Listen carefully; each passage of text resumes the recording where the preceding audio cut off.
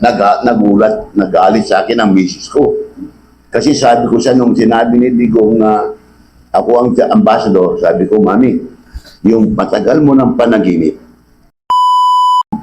gusto ko malaman ninyo, nung nanalo si Pangulong Digong Duterte, nakita kami, ang una niyang sinabi ay sabi niya, Bebot, komunista ka naman eh.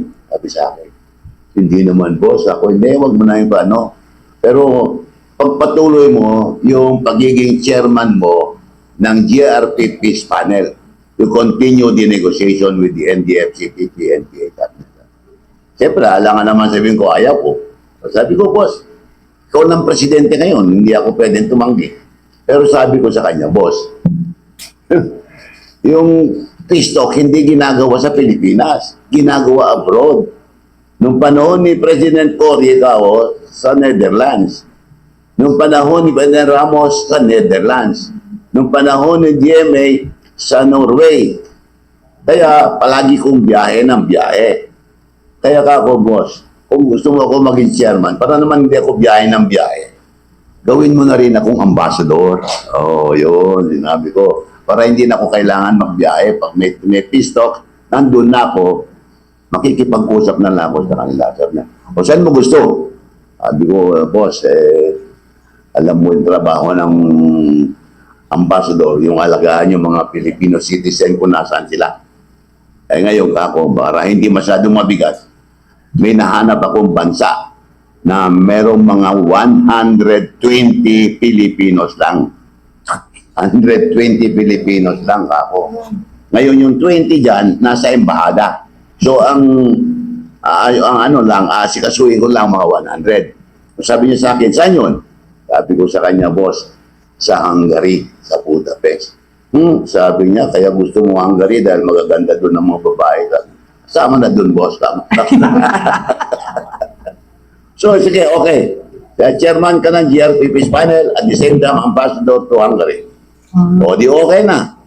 Aba, pag-announce niya, iba naman.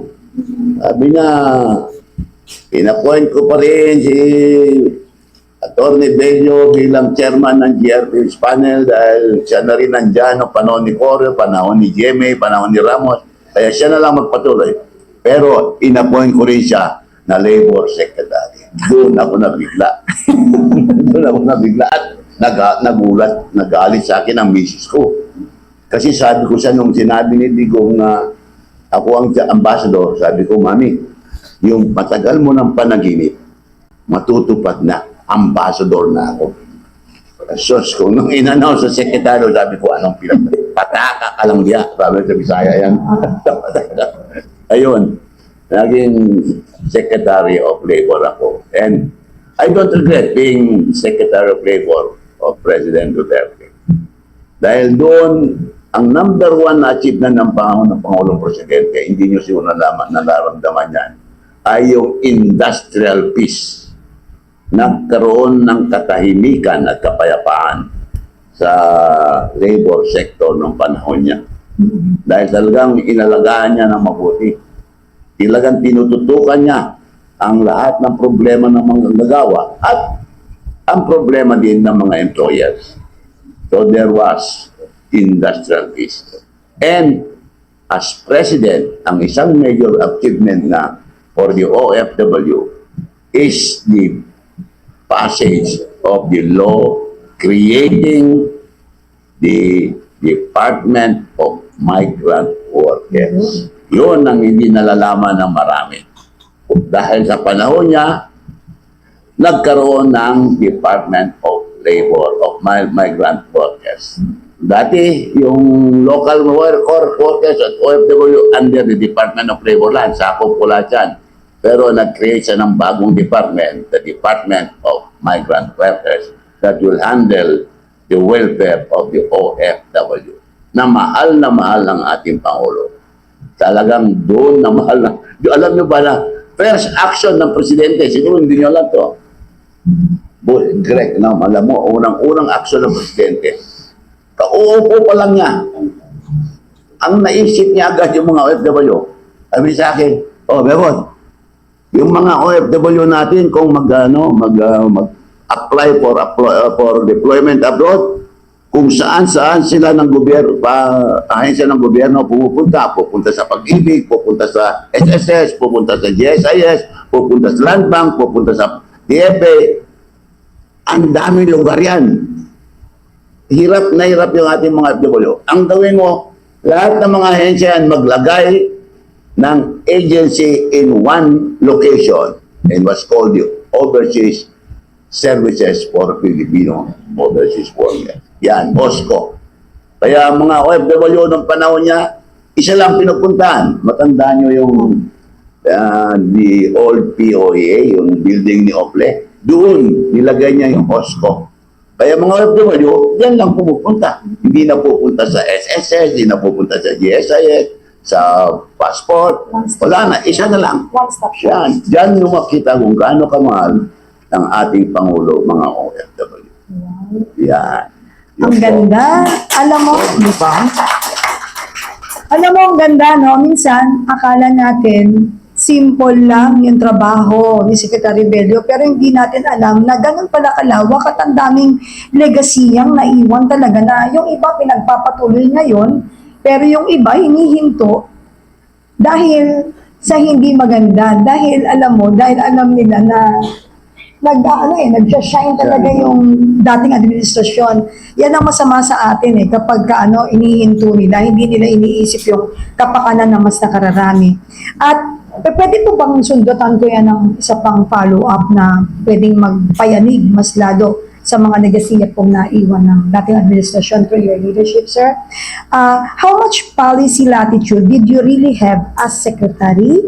And where were the firm limits of political or economic reality, sir? Yung aking well, kagaya na sinabi ko, when I was Secretary of Labor, I was guided by the direction of our President na kailangan meron tayong industrial peace. Kailangan hindi nag-aaway ang mga empleyado at ang mga employee.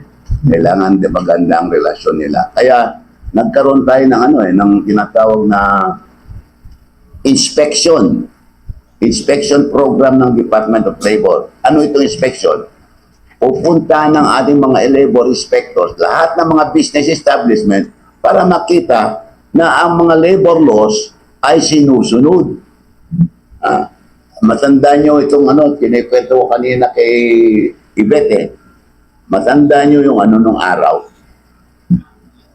Ang mga sales girls sa mga department store, lahat ng mga sales girls nung araw, nakikita ninyo, nung araw nung wala pa si Digong, nakatindig yung mga sales girls, naka-uniform, lalo na sa SM, naka-uniform, naka-high heels, nakatindig sila, pero nakikita nyo ba pag nakatindig medyo hindi diretsyo.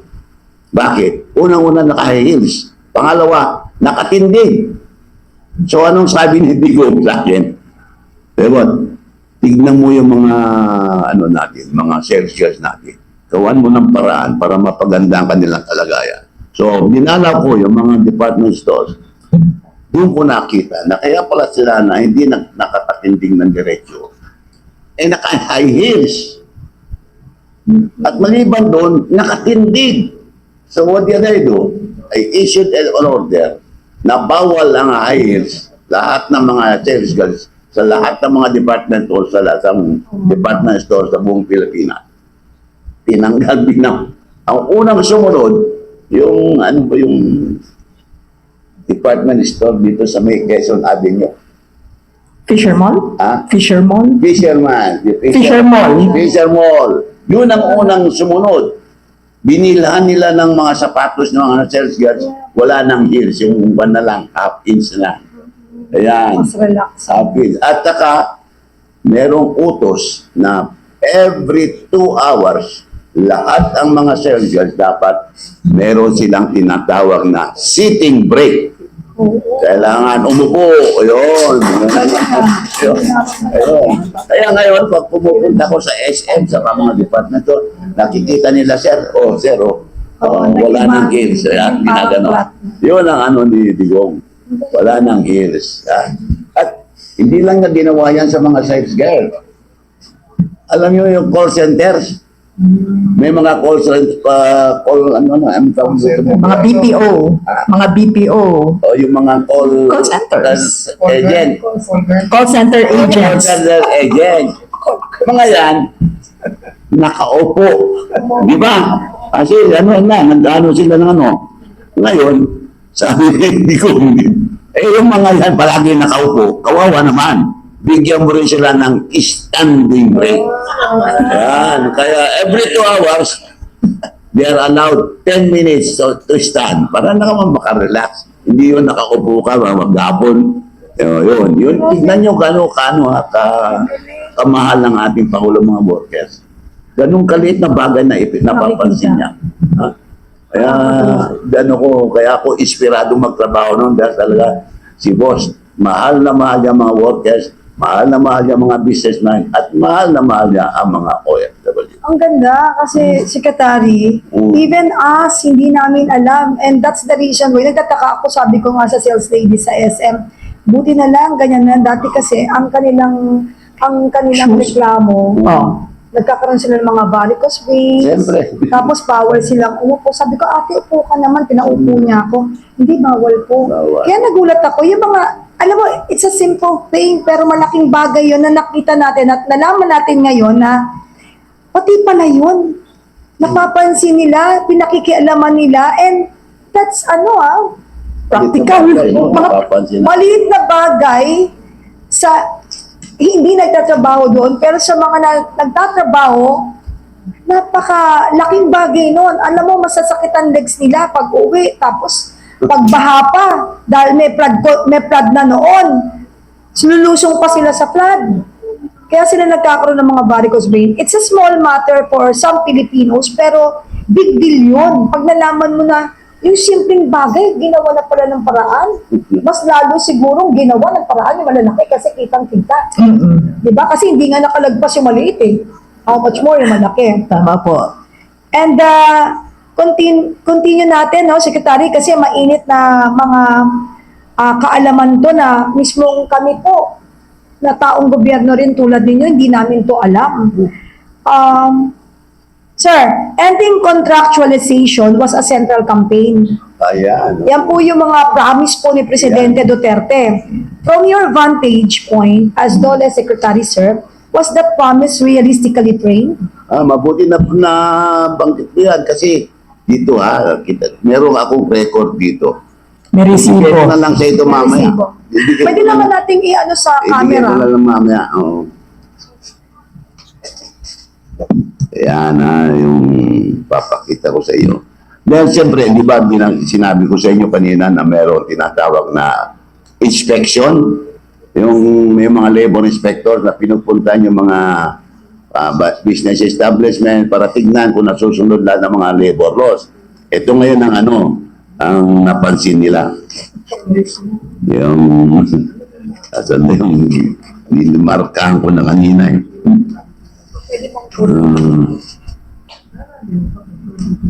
Kasi ang dami nung araw, nung pagpasok namin, ang dami namin mga nakita mga workers na mga casuals na pwedeng tanggalin anytime. So ang ginawa na namin ay nagkaroon kami ng labor inspection at dinignan namin. Ito, tanong mo yung yung ilan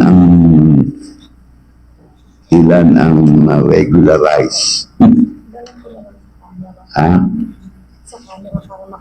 Ano ba nakalimutan ko na wala yun? Kanina, pinano ko eh. Minarkehan ko dahil napaka-importante yun eh. Ito may marka.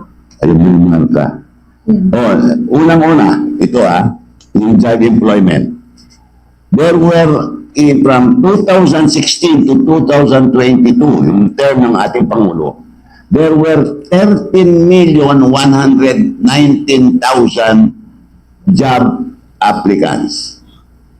Ilan ang natanggap?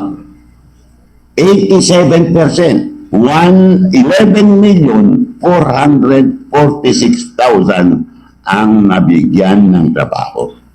That is under the Public Employment Service of the Department of Justice. Ang daming nabigyan ng trabaho. Ngayon, ang isa namang bagay, yan, ito. Pag in-inspect namin ang business establishment at meron kami nakita ng mga empleyado, puro casuals. Alam niyo naman, di ba, pag nag-apply ka, kukunin ka, meron kang tinatawag na probationary period of 6 months. After 6 months, pag natuloy ang employment mo, dapat agad regular ka. Pero nung araw, hindi in-observe yan. Kana nagkaroon ng labor inspection on this. At as a result of this inspection, there were 653,385 workers na casual at naging regular. Yan. Yun ang dapat nyo matandaan. Galing, no? Amazing talaga. Ganun ang ginawa ng ating Ang galing, Pangulo. Secretary. Balikan natin to, no? Looking back now, Secretary, do you believe the administration succeeded, partially succeeded, or failed in addressing ENDO as Filipino understand it? Yung Yung endo. ENDO. Kasi yun yung parang kinatatakutan ng mga contract workers, no? So, Yung Balikan po regularization natin, has oo. relation to endo kasi end of contract yun eh. Apa. Oo. But now, the moment you are regularized, wala nang Wala nang irrelevant endo. na yung end of Endo. contract. Dahil regular ka na. Yun ang pinaka-importante. opo. Yun ang yun ang tanda nyo pag nag-apply kayo ng trabaho. Siyempre, Oo. probation. After probation, dapat alam nyo na pag tinuloy ang inyong employment, you become immediately regular employees at hindi kayo matatanggal except for cause. Yun ang dapat Okay. tandaan. No? Follow-up question, Secretary. Yes. Oo. Yes. Where exactly did the disconnect occur? Law? Alin? Where exactly did the disconnect occur? Occur. Oo. Occur yung law, yung business resistance, yung sa Congress, or executive policy design? Kumbaga, Mr. Secretary, yung situation po ng end of contract natin na situation, ano po ba ang status niya during your time as Secretary of Labor, and kung hindi pa siya fully na-address, where is the bottleneck? Is it because of may kakulangan sa batas? Is it because there's business resistance? Is it with Congress? Or sa executive policy design ang tingin ninyo kung bakit ito pa rin ang status ng ating ENDO? Okay, that's a very relevant question. And it was addressed when I mentioned earlier na ang unang trabaho ng mga labor inspectors is to see to it that the employers comply with all labor laws, especially on the term of contracts. Ngayon, gaya ng sinabi ko, nagkaroon ng labor inspection. Halos lahat ng mga business establishment in-inspect. And they found out na marami ang ginatawag na under yung endo na walang permanence, walang security of tenure. As a result of which, nagkaroon ng decision ng Department of Labor na i-regularize yung mga empleyado na na-meet na nila ang requirements of the employment. Yun. Basically, kagaya ng sinabi ko, after 6 months, after the 6-month probationary period, you automatically become a regular employee. And that is the effect of the strict employment of the employment services enforced during the term of President Duterte. So, Kapeni, ang nakikita ko, it's more of an executive policy design. In other words, may batas na eh. Huwag na nating dagdagan, no? Pero ipatupad natin. Paano mo ngayon ipapatupad is the question. So under the leadership ni PRRD, inatasan niya talaga si Secretary Bello to look into this, itong mga may endo, no? Na, or kung nagko-comply ba ang mga businesses, no? Insofar as endo is concerned. So that was the policy design. Yun ang Alam mo, Attorney Yvette, that's the reason pala, nung time po ni PRRD, because yung, through the leadership of our Secretary Bello, no, ang daming nagdedemanda sa Dole. Kaya yung pala may mga batas talaga, kaya lumakas ang loob nila na ipaglaban ng kanilang karapatan. Maraming- Sobrang madami. Ay, may ganyan ba? Kaya, In fairness din, alam mo, kaya naging effective naman yung inspection process na ginawa ng Department of Labor. Yung napakahalaga rin, no, yung cooperation ng mga employers. Kasi hindi lang naman ng mga employees ang inaatupag ng ating Pangulong Duterte. Kinakausap niya rin ang mga employers. And that's the reason why yung mga employers naman realize that the best situation or atmosphere for a business to flourish is what they call industrial peace. industrial. Merong magandang patakaran na nasusunod at nagkaroon ng magandang pagsasama ng mga gagawa at ang mga employer, gaganda ang trabaho, gaganda ang negosyo. Yun. ang galing. So, yun ang importante sa lahat. Hindi yun naman isa lang panig ang papanigan mo. Kailangan panigan mo ang bawat panig. Attorney, Attorney Yvette, Yes po. narinig mo yung mga nilatag ni Secretary Bello bilang abogado. Alam ko may mga lumalapit at nagrereklamo sa iyo sa mga usaping pagtatrabaho. Kasi ako, before, ang dami rin issue dun sa ahensya kung saan ako naglilingkod.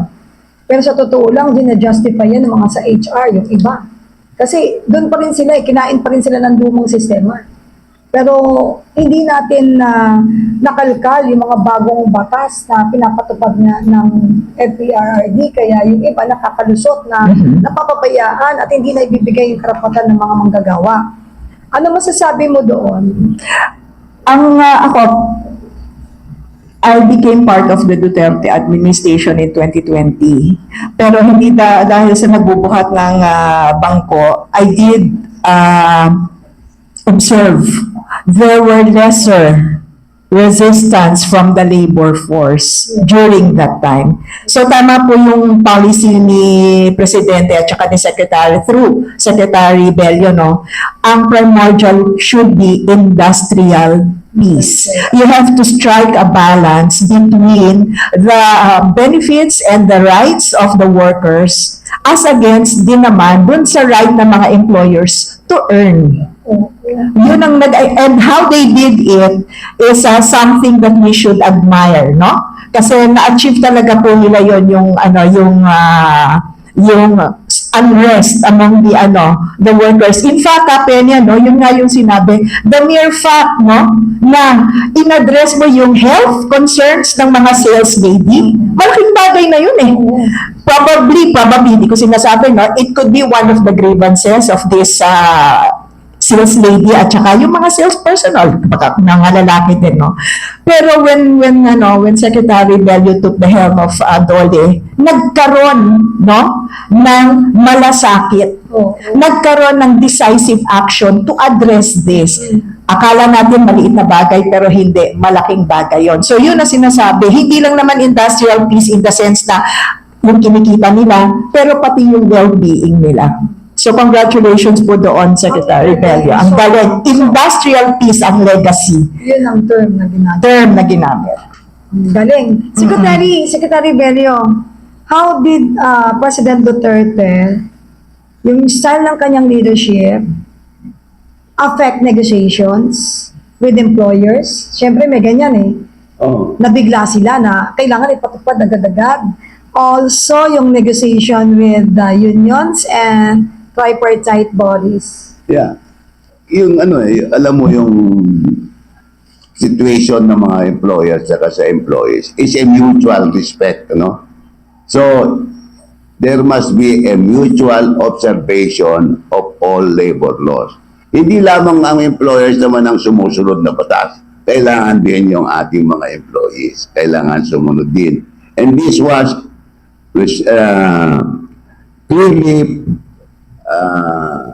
taught by President Duterte in his meeting with the employers. Madalas nakikipag-meet yan eh. I remember, madalas mag-meet yan si Presidente kasama nga there was a time na nandyan sila Lucio-Tan. Mag-remember ko si Lucio-Tan. Alam mo nung maging Presidente si Presidente Kong, hindi magkasundo ni Lucio-Tan. Pero nung ma-remember nyo, ito malaman nyo ng ating mga kababayan ang ginawa ng ating Pangulo. Ma-remember nyo yung balita noon na meron tayong 9,000 workers in the Middle East na hindi nagsusweldo ng 2 taon. Tandaan nyo yun? At meron nga lumabas na fake news na yung ating mga kababayang OFW ay kumakain na ng basura. Nakita nyo yung may picture na parang dinada. Actually, hindi basura yun. Hindi basura yun. Yung mga kinakain ng mga kababayan natin na medyo hirap dahil walang sweldo, 2 taon, hindi nagsusweldo. Ang ginagawa nila, nandun sila sa may mga groceries. Yung mga grocery kasi, meron silang nire-reject na vegetable o meat. Pero hindi sira yun, hindi yung basura. Tinatabi nila. Ngayon, yung mga natin, mga kababayan natin na maalis do, nakikiusap, kinukuha nila yun. Ganun ang situation ng ating mga kababayan. So anong ginawa ng ating Pangulo? Inutusan ako, puntahan mo yung mga kababayan natin, sabihin mo maganda sila, iuwi natin sila lahat. Inuwi namin yung 9,000. We spent 6 billion. Mas malaki sana, kaya lang medyo nahiya si King Salman ng Saudi Arabia kasi karamihan sa mga Arabic leaders hindi nagbabayad ng sweldo. Inalok niya yung 5 airplane ng Qatar Airways. Saudiya? Meron ba? meron siyang Saudi Airlines? meron siyang aeroplano. Inalok niya. At nung nalaman ni Lucio-Tan na ginawa ng King Salman yon, inalok niya rin ang plane ng aeroplano. Nagamit din namin ng 10 aeroplano ni Lucio-Tan at dahil doon naging kaibigan. Sabi niya, Mr. Tan, magkaibigan na tayo dahil sa ginawa. Yeah. Yun ang ginawa niya. Inuwi niya. 9,000 inuwi niya. Pero nasagin na rin na yung forfeiture. Oo, yung tax. Yung taxes. Nasagin na niya yun. Yun yung una. Ano nga. Pero mo yan, pinauwi niya yan. Kagaya alam niyo dito dapat malaman ng ating mga kabayan kung ano nagawa ng ating Pangulo. Ma-remember niyo nung COVID? Ayun.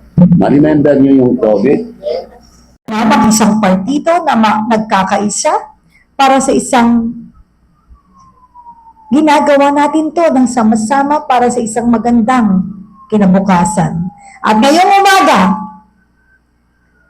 ipakikilala natin ang ating mga guest panelists, mga kagalang-galang na panelista na pangungunahan ng ating pong minamahal at talaga mong lagi natin pinagtangkilik ng mga panahong siya po ang nangunguna sa pamumuno. Ang kanyang liderato ay nagpatunay lamang na kapag gusto, maraming paraan. Kapag ayaw, napakaraming dahilan. Palakpakan natin at bigyan ng mainit na pagpupugan ang former JOES Secretary Silvestre Belio.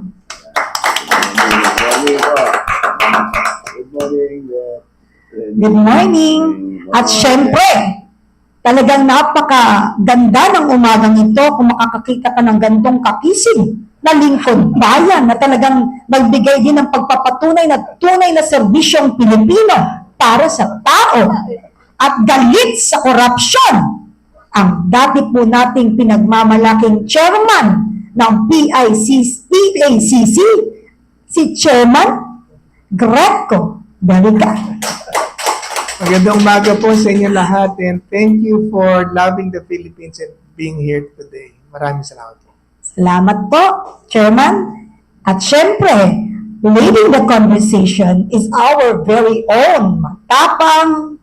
Talagang hindi pa kakabugyan kahit sino ka. Nasubok na po namin yan. Parang isang batalyon yung lumusob sa amin. Nag-iisang ibet kontakto, tahimik, biglang tumayo. Namumula yung tenga. Nagsalita ng batas. Sabi niya, magre-resign ako kapag mali ang sinabi ko. Nanindigan mag-isa. Ito na po ang matapang kahit nag-iisa, nanindigan at lumaban. Our very own chairperson of PDP National sa Legal Committee, palakpakan naman natin, Attorney Yvette Contacto. Magandang umaga po sa inyong lahat, sa aming mga vloggers, sa lahat na nakikinig, pati na rin po nanonood ngayon sa kapihan sa PDP. Maganda magiging talakayan ngayon, Kapeni. Salamat po, Ka Yvette.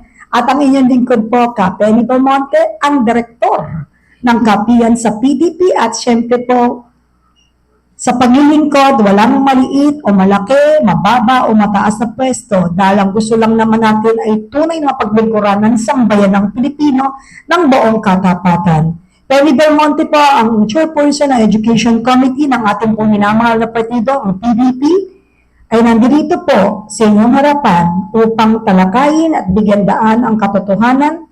Good morning to all our beloved media bloggers. Palakpakan naman natin sila. And of course, ang atin pong lahat ng viewers sa live podcast ng PDP. And let's get this kapihan started at sama-sama nating harapin ang katotohanan dito sa kapihan sa PDP.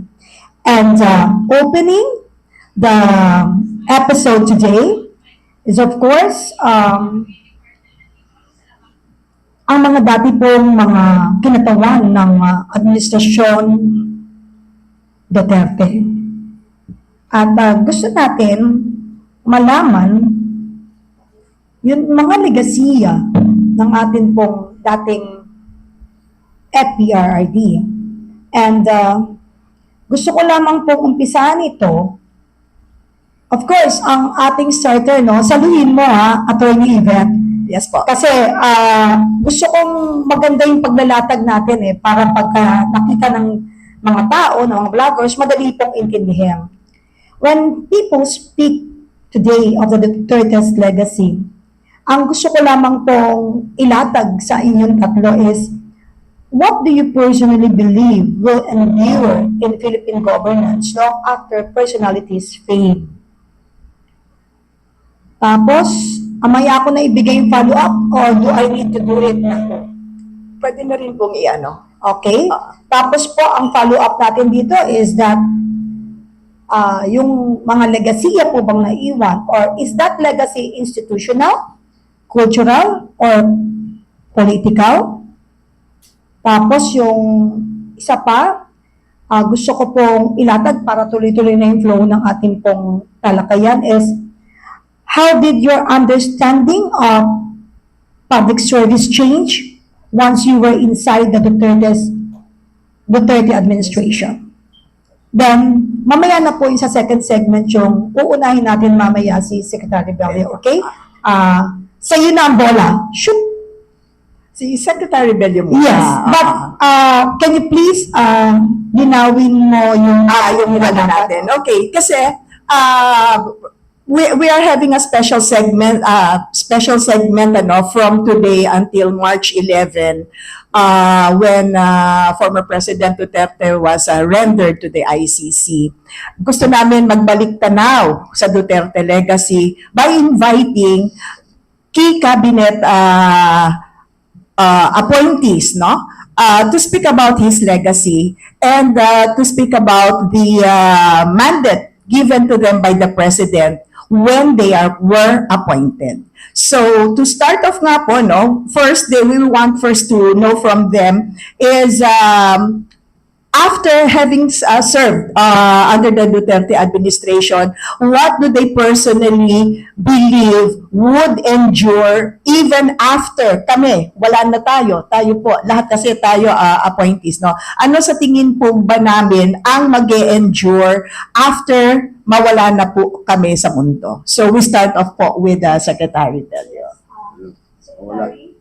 Secretary, good morning. Ang first question po namin ay para po sa inyo at nasa inyo na po yung ibabato ko sa inyo yung bola para mag-flow na ang ating... Ay, hindi. Sasaluhin mo yung bola para mabigyan mo ng sagot ang lahat ng ito. Ang first po is, when President Duterte appointed you po as Secretary of Labor, what specific mandate did he give you regarding labor reform? Ano yan? Yung What is, specific mandate did he give you regarding labor reform? ay, okay. Naku. Naku, Benny, may tumatawag sa akin pero hindi ko muna si Secretary Rodanza. Anyway, bago ko sagutin yun, alam mo,